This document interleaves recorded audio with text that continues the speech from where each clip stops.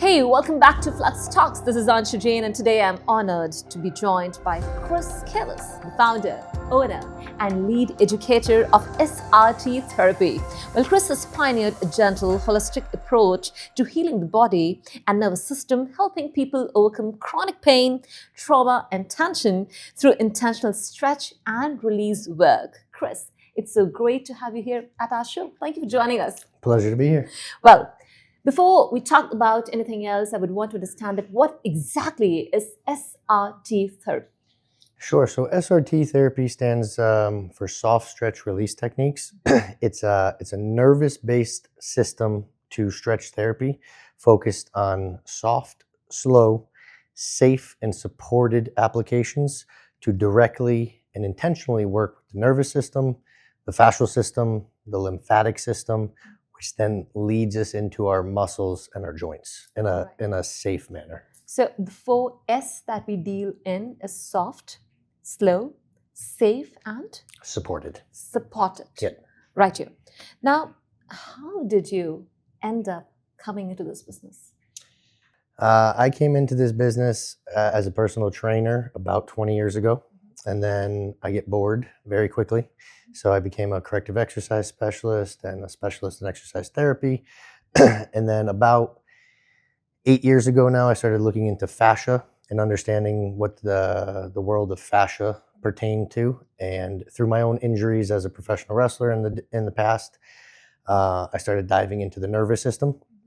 And so it was a culmination of my own injuries, working with other professionals, and then realizing what was missing in my clients' therapy. So it's a combination of different things, but that's kind of how I stumbled into it. It was working with the nervous system, energetic and emotional issues that people have that I was seeing.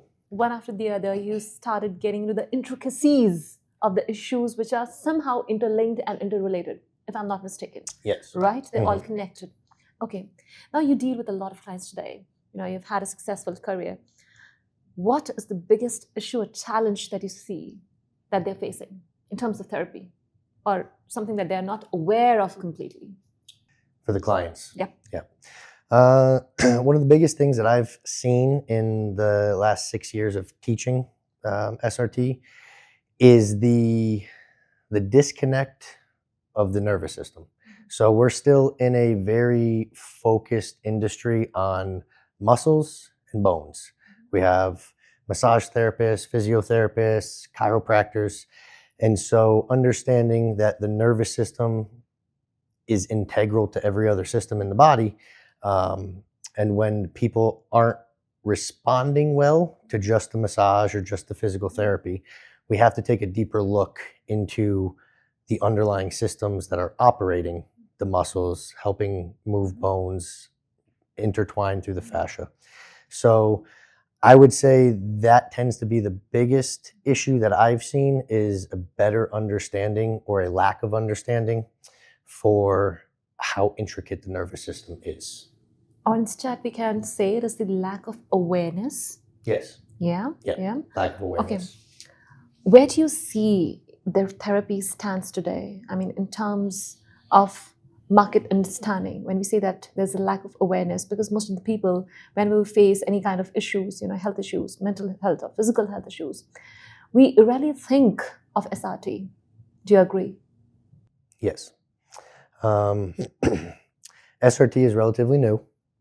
So my goal in teaching and creating more awareness is giving people that ability to understand that the emotional and energetic pieces are directly correlated to the physical pieces. So with emotional traumas, with energetic issues, it's going to have a very physical effect on the physical body. So if we're just trying to treat the muscles or the bones, we're neglecting the underlying root causes of emotional trauma, verbal abuse, sexual abuse, and different pieces like that are going to have a direct effect on the physical muscles, the fascia, and everything else. So does that help heal that as well? I mean, it can support, or what all are the areas where SRT can be supported? I would rather like to put it this way. SRT can be beneficial for, I want to say, everybody, because everybody needs a softer, slower approach. In today's day and age, the chaos in the world is very overstimulating, and our nervous systems are chronically locked in fight and flight. So just having the slower, softer applications is helpful, but primarily a lot of nervous system and autoimmune system disorders, so fibromyalgia, Lyme, Parkinson's, MS. I personally work with a lot of rape and molestation, because it's a matter of learning how to re-regulate your nervous system in a safe environment where it can then start to rewrite or create better neuroplasticity in the brain. The new wirings. Yes. Absolutely. Yeah. But do you suggest or do you recommend it for a normal person as well? Yes. Irrespective of any issues that is going on in their life? Like, we believe exercise is important for us. Some kind of physical exercise is important. So 1 or 2 sessions, or there must be some kind of SRT therapy that will help keep the body regulated, the nervous system regulated in every manner. Even though there is no trauma or there is no such issue, so it will help them face such situations in a better manner. Do you agree? Yes, 100%. Everybody has trauma. So everybody has trauma. But for the normal person, yes, it would be more of like a maintenance tune-up. So you take your car to the shop to get your oil changed. That's what we recommend. It's just going to help every other aspect of life. If you're more regulated internally, the external becomes easier. True that. Yeah. Okay. How does SRT work? SRT works, again, from the 4S philosophy. Don't you worry, I'm not starting another business. It works with the intent behind the application. So if you're learning it and you're just using it in a mechanical aspect, it can be beneficial, but the design is for the intentional component of really creating that safety for the client. And again, every single person is different. Every trauma is different. Everybody has a different belief system based on their trauma. So it's a matter of not trying to think of myself as healing the person, but holding space and assisting in their healing process. And it's going to work like a lot of other things. If they're open and willing to share and to allow things to release, they're going to have more effect. If they're more guarded and it takes longer for us to create that safety so they feel like they can let go, it might take a longer process. The therapy is usually how long, right? Depends on case to case. How is it? Case to case. Usually the sessions are 90 minutes to 2 hours. That's how I work my sessions. For how long? How many days, weeks, months? There is no time limit. Everything is super individualized. Right. So I've had clients that come to me on a monthly basis for 6 years, 7 years. I have people that come to me twice a year for that tune-up, right? So it depends on how prominent the traumas they're experiencing are. So if they have a lot of trauma, I've seen people once a week for 2 or 3 years. And again, financially, it depends on their ability. But if they're serious about it, they're usually longer term clients, because they realize once we get through the hurdles, now it becomes maintenance. So if we started off 4 times a month, now we might go once every 2 months.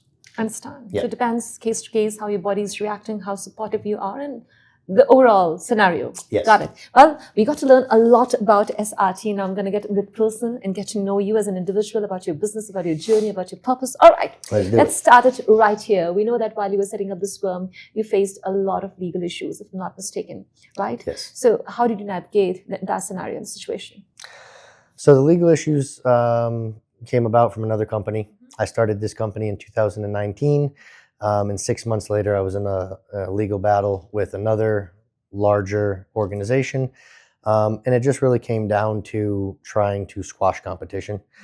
So I've always had the mindset of if you continue to tell me what I can't do, I'll prove you wrong and do it. So in the face of a lawsuit, I did not have the money. I did not have any education or understanding of what it was actually going to entail. And just made the decision that this is what I was passionate about. This is what I needed to go through. This was going to be the cost of doing business. And it took us 2.5 years to push through it. But the challenge was during that, COVID happened. So we were in a lawsuit, and then the world shut down, and we're trying to build this business, and we're bleeding money with the attorney fees. And so it was a very challenging time. But I'm here and I've persevered. And so that's one of the big messages I tell people is like, if you believe in it, there's always going to be an obstacle in your path. But if you don't give up, you have a far better chance of succeeding than if you do give up. Where there's a will, there's a way. Yeah. And if your intent is right, if you're willing to give it all, there is nothing in this world that can stop you from achieving what you truly aspire to. Yes, right? I believe All that. right. Did you use your wrestling techniques? Power that you have. All right. So you've been a professional wrestler, you know. So what do you believe? What are those traits that you have learned from your pro wrestling life? You know, and that has helped you in your business? Yeah, wrestling, I would say being in the entertainment industry as a professional wrestler and seeing the athletic side of it, seeing the entertainment side of it, this is all Cost. normal. It comes. Yep. Yeah. And so it helped me really be able to present myself to an audience, to understand how to communicate more efficiently, to take time to break things down and explain it to people. But it also taught me how you're not going to win over everybody. So in life, there's always going to be haters. In life, there's legal battles, right? There's always going to be issues and obstacles preventing you from getting to that top. So learning that, I also was very ingrained with ego at the time in my early 20s. So being the center of attention, having people cheer you on, and being able to play this persona, I realized I had got lost in my character. And so when I stopped wrestling and that journey came to an end, I had to figure out who I was again. And I was able to take everything I learned from wrestling, but apply it to Chris versus my character. Who's Chris? Who is Chris? Chris is a soul on this planet who has the purpose of helping others to realize their healing potential. And so as I continue to move forward with this journey,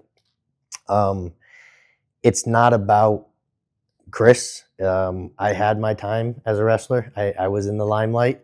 And it's more about every other single professional that wants to learn, wants to help their clients, wants to bring this type of therapy into their practice for their patients, for their customers, and to get those testimonials to say, oh, hey, SRT has helped my clients so much, or this is a game changer, or whatever it is, right? And so this is all wonderful. I love the exposure, but it's not about Chris. It's about every other person who wants to learn with Chris, and be able to share my passion with everybody else. While you've embarked on this journey to heal others, do you feel healed yourself? That's a good question. I don't think that we are ever truly 100% healed. There's always something that needs to be addressed. There's always new obstacles. So yes, in short, this has definitely allowed me to expand my healing in terms of surrender what I want, what I think things should look like, especially with the company and the business. It's going to go where it decides to go, and it's ready. But just like I said, meeting so many different people from the US, from Canada, from Sweden, from Iceland, and being able to have conversations, genuine connection, it gives me something, because growing up I was much more introverted, so I've had to learn how to be more of an extrovert. But it really has helped me realize there are just genuine people who care and aren't doing things for the expectation of getting things in return.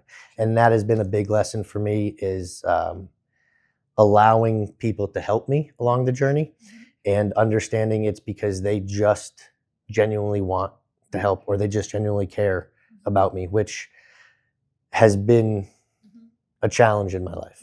Yeah. What is that one value you truly, truly believe in? You have seen so much. You've been a professional wrestler. You've seen all the limelight. You've finally embarked on a journey wherein you're able to help others today. Because I see today, from what I understand from this conversation, your purpose is to help others heal somehow. You're on the journey wherein you want to be of service to others. Is there any particular value that drives you, that motivates you, that you truly believe in? That somehow can define Chris today? The one word, and I guess value, that I would put up there would be authenticity.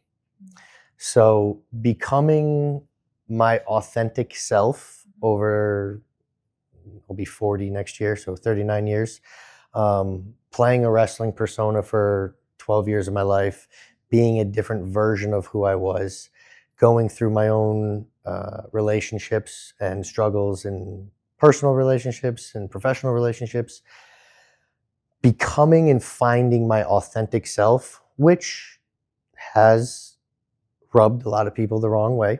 But if you are being true to yourself, you're going to not fit into society, right? Like we talked about the mohawk, the character, and so it becomes, in the industry of sharing healing, there are so many inauthentic gurus, I guess, that call themselves out there. And when you're authentic, you feel that. You feel the inauthenticity. And there's a lot of people that are trying to sell things in today's day and age. There's a lot of people trying to make a quick dollar. But being in that entertainment industry and seeing characters and playing one myself has allowed me to understand my authentic self and bring my authenticity into SRT, into every class I teach, into every person I connect with, and into every client that I have on my team. If given a chance, would you want to go back to the life, the limelight, the glitz, the glamour, the success, the stories that you had, or you would want to be the Chris that you are today? Everything that I've gone through has allowed me to become this version of myself. So I would never choose to go back to being a different version.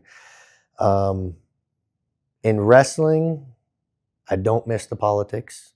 I don't miss the abuse on my body. I do miss the entertainment and the persona that I was able to play. But I don't think there's any one point in time that I would ever choose to go back to. Everything I've taken, I've learned from it and I've grown from it. And just like a book, we're not going to read half the book and then go back to chapter 10 and then go back to chapter 20. So I would say no, I wouldn't choose to go back. I'm very content with who I am today. I guess all the experiences of your life have basically shaped and transformed you into what you are today. Those experiences, had they been not there as part of your life, you would have not reached this stage. Agree? Yeah. Right? Okay, Chris. 100%. You have seen so many things in life, different versions, different places, people, and your life has been very dynamic and vibrant. You must have had hundreds of lessons.